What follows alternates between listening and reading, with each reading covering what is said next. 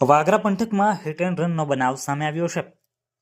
વાગરા પંથકમાં આજે બપોરે એક ગમખ્વાર અકસ્માત સર્જાયો હતો, જેમાં 28 વર્ષીય આશાસ્પદ યુવાનનું કમકમાતી ભર્યું મોત નીપજ્યું હતું।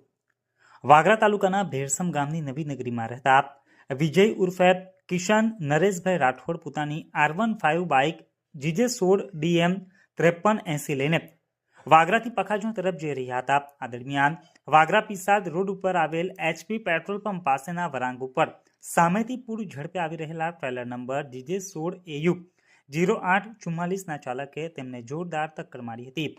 અકસ્માતમાં વિજયને માથાના ભાગે ગંભીર ઈજાઓ પહોંચતા તેનું ઘટના સ્થળે જ કમકમાતી ભર્યું મોત નીપજ્યું હતું। અકસ્માત સર્જીને ટ્રેલર ચાલક પોતાનું વાહન રસ્તા ઉપર જ છોડીને ફરાર થઈ ગયો હતો।